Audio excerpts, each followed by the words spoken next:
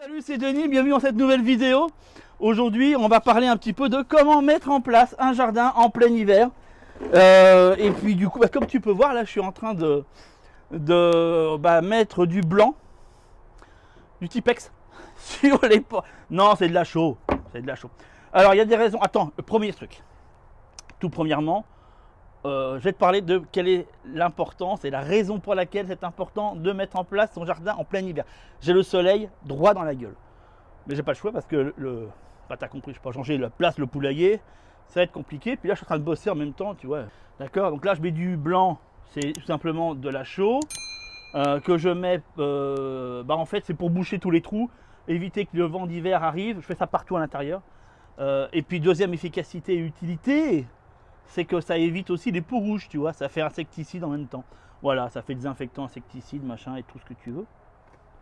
Et je me rends compte que ça, c'était pas bien fait. Oh, oui, je te vois venir. Tu me dis avec demain, c'est plus facile, bien entendu. Alors, pour quelle raison il est préférable de mettre son jardin, son potager en plein hiver? Enfin, en tout cas, juste avant les gelées. Oui, parce que quand je dis en plein hiver, bien entendu, c'est juste avant les gelées. Non, parce que si le sel est complètement gelé, ça ne sert plus à rien. Là, je vais te dire, tu n'as plus qu'à attendre le printemps prochain. Mais l'idée, c'est de faire ça quand quand les feuilles sont vraiment, descendues, sorties des arbres, d'accord? Sorties des arbres, tombées des arbres. Décidément, je trouve bien mes mots aujourd'hui. Et ça va te permettre, ça te donne le déclencheur. C'est le bon moment. Quand tu vois ça, tu te dis ok, c'est bon, là c'est nickel, on est au top, je peux lancer mon potager. Alors ça fonctionne très bien si tu veux lancer des nouvelles parcelles, ou si tout simplement tu n'avais pas encore mis en place ton potager, tu te dis ouais mais quand est-ce qu'on peut le faire? Il y en a qui disent que c'est au début du printemps, il y en a qui disent que c'est en automne. Alors moi je te dis c'est fin d'automne, début d'hiver. Tu as vu un peu? Donc je vais t'argumenter tout ça, d'accord? La toute première chose, déjà, c'est que tu profites du fait que, surtout si tu as un jardin avec pas mal d'arbres, et même s'il y a quelques feuilles autour de chez toi, bien que j'avais fait une vidéo que je remets dans le i comme info, avec les raisons pour lesquelles il faut faire attention quand on dit qu'il faut ramasser des feuilles mortes. J'ai fait toute une petite vidéo qui, à son époque, avait fait son petit boss, pas dans le bon sens, mais dans le sens, tu connais un peu, en mode râleur, en mode râleur, je suis pas content. Parce que je remettais en question, je disparais un peu, mais en fait tu vas me revoir. J'avais fait ça, tu vois, en mode, comment t'expliquer, en mode, les raisons pour lesquelles c'est pas bon. Puis je pense que comme d'habitude, j'en ai toujours qui sont, qui prennent ça pour eux, quoi. Je sais pas. Enfin, il y en a qui l'ont mal pris. C'était pas le but, hein, tu sais, dans mes vidéos que je fais, mon but c'est pas de, de taquer les gens, c'est juste d'expliquer un concept. Tu vois, je vois beaucoup de gens qui disent ouais en automne je vais choper en forêt des feuilles mortes dans mon potager. C'est pas forcément une bonne idée. J'explique les raisons parce que c'est pas une bonne idée. Après chacun fait comme il veut, tu vois, je sais pas dire les gens. Enfin bon bref, il y en a qui l'avaient mal pris. Alors, qu'est-ce que tu veux? Donc tu peux aller la voir, elle explique les raisons. Donc voilà, ramasse des feuilles. L'intérêt c'est qu'il y a des feuilles mortes, tu peux les ramasser en faisant très attention. Cette vidéo en parle. Et du coup ça va te servir pour faire toute la partie qu'il va y avoir besoin de recouvrement. Moi ce que je te conseille, tu as deux méthodes pour créer tes parcelles. La toute première, ça va être d'aller louer un motoculteur et d'aller passer ton motoculteur. Bon, ça va te prendre un certain temps. Et dis-toi que fondamentalement, si tu es... Comment te dire Attends. Parce qu'en plus, j'ai un problème de batterie. Voilà. Comme d'habitude, tu sais, quand je filme, ça loupe pas. Chaque fois, la batterie... c'est pas ça. Et puis bref, donc du coup tu peux prendre un motoculteur, excuse-moi, et puis ça va te prendre la journée, ça va t'éclater les reins, ça va t'éclater les pieds, ça va t'éclater tout ce que tu peux. Et c'est vrai, faut le reconnaître, tes parcelles elles seront prêtes. Alors bon, est-ce que c'est intéressant ou pas, à toi de voir. Tu as le prix de la location, tu as le prix de tout ça. Mais c'est vrai qu'à la fin, c'est prêt. Inconvénient majeur de faire ça, c'est que inévitablement, ton sol il est complètement retourné. La vie du sol qui était intégrée dedans et qu'on ne s'avise pas. Je pense qu'il y en a encore une fois qui iront dans les commentaires me dire que c'est pas vrai, mais alors apportez-moi des preuves, hein, parce que moi les preuves je les ai. D'accord? Que fondamentalement, une fois qu'on a passé un motoculteur, l'intégralité de, comment te dire, de la terre, toute la faune vivante, elle est saccagée, quoi. Je dis pas qu'elle est inexistante, mais elle est saccagée, c'est complètement saccagé. Donc c'est, voilà, c'est juste à savoir, est-ce que c'est bien ou pas? Je t'explique les raisons, d'accord? Moi, fondamentalement, c'est pas du tout ce que je conseille. Après, il y a des méthodes très précises quand on a des très grandes longueurs, parce que les méthodes que je vais t'expliquer là, c'est très bien quand tu as un jardin de moins 1000 m², mais quand tu dépasses les 1000 m², que tu arrives à 6 000, 8 000, 10 000 m², bah effectivement, tu t'amuses pas à faire ça à la grelinette, quoi. C'est une évidence, d'accord? Donc il y a d'autres méthodes qui permettent de pouvoir le faire en essayant d'abîmer le moins possible le sol. L'idée, elle est là, c'est vraiment, tu as un sol qui certainement a été pendant longtemps une prairie, ou en tout cas, ça dépend de plein de paramètres, hein, mais voilà, dans l'idéal, je dirais, voilà, a été une prairie, et quand même, c'est intéressant de garder, bah voilà, d'essayer de garder au maximum ce que ça, les avantages, si tu veux, d'un sol qui était comme assez vierge quelque part, tu comprends? En tout cas, qui n'avait pas connu de culture. Donc voilà, la première méthode, ça va être ça, avec les conséquences que ça a. Donc un sol qui va devoir se recréer et qui pendant un certain temps va être complètement en déséquilibre, ce qui va te donner pas mal de problèmes, dont certainement une obligation de passer par des engrais certainement phosphatés à mon avis, mais bon, bien qu'avec du fumier tu peux t'en sortir sans souci. Mais ça, voilà, des aménagements en tout cas, c'est une évidence. En parallèle, quelque chose de beaucoup plus, je dirais, écologique, c'est bien l'idée de travailler dans un poulailler, mais bref, t'es pas à l'abri de la poussière.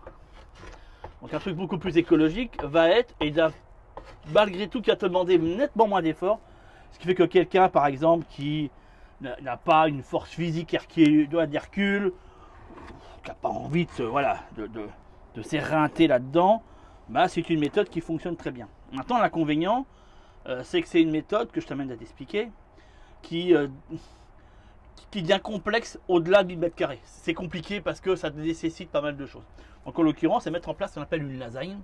Donc c'est mettre en place, si tu veux, tout un tas de matières que tu vas les succéder les unes aux autres. Ni plus ni moins comme si tu faisais un millefeuille, en fait, un gâteau de millefeuille. Sauf que là, tu fais un millefeuille avec de la matière. Donc tu n'enlèves rien, en fait. Tu traces tes parcelles, tout simplement, avec une corde, enfin ce que tu veux. Il n'y a pas vraiment de règles par rapport à ça. Hein. Tu peux faire ça avec de la récup, comme tu peux faire ça un peu plus princier, mais bon, le résultat est le même à la fin, tu as des parcelles qui sont tracées, quoi.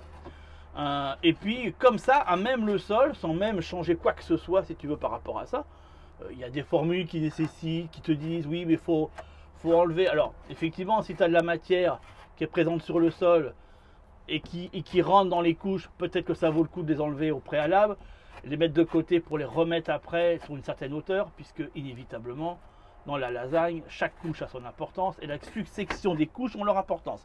C'est qu'on ne met pas n'importe quoi, n'importe comment. Une lasagne, ça se fait techniquement ce qu'on appelle brin sur verre, brin sur verre, brin sur verre. Je m'explique, en fait, ce sont les matières sèches que tu vas aller mettre et tu succèdes des parts de matière sèche par des parts de matière humide. Matière sèche, ça va être des brindilles, ça va être des feuilles mortes, tu vois, un petit peu. Et tu vas monter tout simplement en étage. Alors, généralement, ça dépend après de la matière et tout un tas de trucs. Mais en règle générale, tu montes à peu près entre 3 et 5 cm. Voilà, c'est ça la hauteur que tu vas faire. Avec une matière et après tu passes à une autre matière. Là pour le coup qui serait verte. Donc là si j'ai mis 5 cm de 3 cm, excuse-moi, de branchage, et je vais aller mettre 5 cm par exemple de tonte de pelouse fraîche. Donc peut-être que ça vaut le coup de tondre avant de commencer sa lasagne. Que je vais succéder après, encore une fois, avec de la matière plus sèche. Donc ça peut être des feuilles mortes que je vais aller succéder, tu as compris un petit peu, par une matière plus fraîche qui peut être des épluchures de légumes et ainsi de suite et ainsi de suite. Et je monte comme ça pour arriver à une hauteur maximum à peu près de 50 cm. Voilà, ça s'appelle une lasagne. Il n'y a rien à faire, hein. Tu n'as pas besoin de retourner le sol, tu n'as pas besoin de rien, rien à faire que ça. Le plus chiant là-dedans, c'est de trouver les matières. Voilà, c'est vraiment le côté, mais si tu sais les trouver et que tu n'as pas de problème à ce niveau-là, je t'encourage vraiment à faire cette méthode-là parce que c'est je dirais, la méthode la plus naturelle qui soit, et c'est surtout celle qui va nettement moins bousiller ton sol. Ensuite, il suffit de patienter au début du printemps. Au début du printemps, tu retires ce qui reste, parce que tu verras qu'il ne reste pas grand-chose. Et puis tu passes un coup de grelinette là-dessus, et puis tu mets en culture directe, c'est bon, c'est fait. Tu vois, alors bien sûr, tu peux faire ton amendement, c'est quand même conseillé. Bien que la première année, c'est pas forcément ce que je conseille. J'y reviendrai sur ces questions-là, parce que c'est très précis. Et c'est pas forcément ce que je conseille, parce que tu ne connais pas l'état organique de ton sol, et donc le taux de matière organique dans ton sol. Et tant que tu ne le connais pas, rajouter de la matière organique sur une matière organique inconnue, il y a toujours un risque de surdosage, voire de sous-dosage. Et donc du coup, ça peut te fausser certaines données et te donner l'impression que ton sol est bien amendé alors qu'il ne l'est absolument pas, ou au contraire, te dire qu'il ne l'est pas du tout et d'en mettre beaucoup trop et te rendre compte qu'en fait, trop tard pour le coup, que voilà, puis quand c'est trop tard, c'est trop tard. Hein. Là tu peux perdre comme ça la moitié de ta saison parce que voilà, tu as trop amendé ton sol. Le temps que tout se nettoie, ça va te prendre 3 à 6 mois. De grosses galères de culture. Bon, donc c'est pour ça la première année, logiquement, tu n'as même pas besoin parce que tu pars sur une matière qui n'a jamais été mise en culture, à part sur des plantes sauvages. Donc en toute logique, tu n'as pas besoin de mettre un amendement. Enfin, à mon sens, c'est pas nécessaire.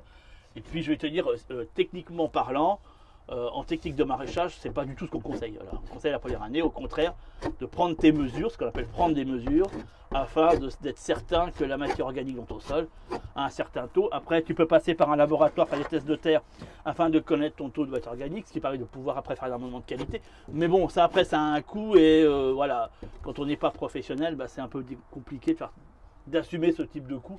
Un test de terre digne de ce nom est entre 80 et un peu plus de 100 euros. Donc tu doutes bien que voilà, c'est pas le truc qu'on va faire comme ça. Et puis ma foi, c'est tout, tu vois, voilà un petit peu. Les deux techniques qui sont utilisées, il y en a plein d'autres. Il y en a certaines sur lesquelles on va pouvoir, alors toutes celles qui existent, je ne vais pas tout énumérer parce que j'ai mis les deux principales qui sont généralement qui reviennent et qui sont communément utilisées. Et c'est celle que je te conseille, d'accord. Après, il y en a d'autres un peu plus anecdotiques, comme mettre du carton, machin, voilà, bon, ok. Je suis pas tellement partisan de ces techniques-là, pour plein de raisons, mais bon. Mais quand on n'a que ça, encore une fois, tu vois, voilà, on peut se dire c'est pas bon, mais quand t'as que ça, voilà, ça, c'est mieux que rien. Voilà un petit peu. Donc pourquoi faire ces parcelles, ça va être intéressant de les faire en plein hiver? Parce que, en fait, tu vas poser de la matière sur ton sol, là en l'occurrence, sur un sol qui va être un peu au repos et qui va faire qu'au début du printemps, toute la matière qui s'est accumulée va commencer à vraiment se décompacter et en tout cas faire son travail de décompactage, et c'est surtout de décomposition. Et le début du printemps est vraiment la période de reprise d'activité organique, et donc du coup c'est là où la décomposition est la plus importante et la plus efficace. Donc ça se commence en début d'hiver, parce qu'on a le temps de monter les matières, parce que tu n'as rien qui va se décomposer. Ne compte pas en plein mois de novembre, décembre, voir une décomposition franche, il n'y en aura pas. Il faudrait pour ça qu'il y ait une très forte montée en température, et il est peu probable avec une lasagne que tu obtiennes ces montées en température, et fondamentalement c'est pas forcément l'idée recherchée. Donc au contraire, on va chercher à travailler plutôt sur du je dirais moyen long terme, ça veut dire voilà, sur 3 à 4 mois, avec une mise un peu en repos de la terre afin qu'elle redécompacte les choses au printemps. Donc voilà un petit peu, si tu veux, toute cette idée là, comment elle fonctionne. Donc ça permet ça. C'est une période où tu peux vraiment cultiver, parce que tu n'as plus rien à mettre en terre logiquement. Donc tu as le temps pour le faire. Il n'y a rien qui va t'enquiquiner ou t'empêcher de mettre ça en place. Tu n'as pas des cultures où tu dis mince, il y a ça qui est encore en place, si je l'enlève, je perds en production. Enfin tu comprends. Et la température est quand même beaucoup plus basse, c'est plus pratique de travailler parce que tu n'as pas la chaleur de l'été, ou quand tu commences à faire des efforts physiques, c'est jamais tellement évident de faire ça en pleine, voilà, quand il fait chaud. En plus, tu as quand même moins de risque d'esquinter le sol et d'abîmer la vie du sol, parce que cette vie est quand même partie plus en profondeur ou autrement et s'est mis en hibernation. Donc du coup, l'impact sur la vie du sol est quand même moindre en hiver, et je trouve que c'est une période qui est vachement plus indiquée pour commencer à recréer des parcelles, parce que inévitablement, que tu choisisses la version plus hard qui serait motoculteur, ou la version beaucoup plus écologiste et soft qui serait faire une lasagne, quoi qu'il en soit, tu perturbes le sol, inévitablement, parce que tu apportes une différenciation, et ces différenciations va amener un déséquilibre. Le fait de couvrir le sol de matière, inévitablement, ça amène une différence. Tu auras une différence au niveau des apports oxygène, etc., qui fait que tu as un déséquilibre qui se met en place. Et donc, du coup, faire ça en plein hiver est loin d'être bête, parce que la majorité des indicateurs de la vie du sol ne sont pas présents ou très peu présents, et donc l'impact en sera moindre. Et quand ça part au début du printemps, eh bien voilà, tu as toutes les bonnes conditions pour démarrer, et c'est je dirais la période dans laquelle ça va se passer au mieux par rapport à ça. Voilà un petit peu, si tu veux, toutes ces raisons, tous ces éléments qui nous amènent à dire que c'est quand même pas si mal que ça. Bref, je verrai selon les commentaires si vous êtes intéressé pour que je fasse une vidéo où j'explique comment faire des parcelles quand on est au-delà de 1000 m², parce que c'est une autre technique. Je ne sais pas s'il y a beaucoup de personnes que ça intéresse. Là, généralement, ça reste plutôt, je dirais, des maraîchers. Bon, c'est rare que des particuliers ont 6000 mètres ou 8000 mètres de potager. C'est quand même plutôt rare. Mais voilà, si j'en ai suffisamment, à la limite, mettez-moi ça en commentaire ou en pouce bleu. Je verrai à faire une vidéo dans ce sujet-là. Sinon, envoyez-moi tout simplement un mail. Et puis je vous répondrai, je vous donnerai ma réponse par mail. Voilà, sinon, bon, je pense pas que ça va rallonger la vidéo pour pas grand-chose, puisque je pense que ça correspondra pas forcément à tout le monde par rapport à ça. Voilà, cherche pas le plus simple, mets de la matière, laisse l'hiver passer dessus, le début du printemps arrive, ça décompacte le tout, tu retires ce qu'il y a, coup de grelinette, et hop, c'est parti, tu peux piquer, repiquer, planter, etc. C'est bon, quoi, tu vois, le truc il est lancé. T'as pas eu besoin de faire grand chose. Après, si l'hiver n'a pas été suffisamment froid ou chaud, machin, c'est possible que tout soit pas totalement décompacté, qu'il faille un petit peu y aller à la grelinette un peu plus fort, surtout si tu as un sol qui est plutôt de nature argileuse. Mais de toute façon, tu galérerais moins que si tu commençais maintenant à retourner le sol, en tout cas à l'aérer, à le décompacter. Bref, voilà un petit peu. Tu vois, il n'y a rien d'exceptionnel là-dedans, à mon sens, mais je trouvais que c'était pas inintéressant de faire un petit point, d'autant plus que la saison arrive. Tu as vu, on me prend en contre-jour dans le poulailler. Tu vois, voilà, j'ai quasiment tout repassé avec mon petit bazar. Comme ça, ça élimine un petit peu les problèmes d'entrée d'eau, enfin d'air plutôt, de vent, puisqu'un poulailler, il faut toujours éviter qu'il y ait de l'humidité à l'intérieur, et surtout des vents humides et froids qui rentrent. C'est ça qui est fatal aux poules. Donc voilà, quand l'hiver arrive, je refais ça, puis là en plus ça permet de pouvoir dégager les parasites qui se mettent dans l'interstice des morceaux de bois, qui sont comme assez nombreux, parce que vu que c'est un poulailler que j'ai fait avec des palettes, qui maintenant a 10 ans, tu vois, ça fait 10 ans qu'il est là, j'ai changé quelques planches, mais comme quoi, 10 ans plus tard, voilà, il est toujours présent, il est toujours là, il remplit sa fonction, et puis ma foi, c'est tout. Dans la description, je t'ai mis un lien, tu peux cliquer dessus, ça t'amène directement sur ma liste privée, et ça te permet de pouvoir recevoir des emails dans lesquels je te partage différentes techniques comme je t'ai indiqué là. Et en plus de ça, tu as accès aussi à mon groupe Telegram et à un podcast que je fais régulièrement. Voilà, on te donne plein d'infos, des infos complémentaires et aussi des infos que je ne transmets jamais sur YouTube. Je te donne rendez-vous là-dessus, et puis je te dis à très vite, ciao.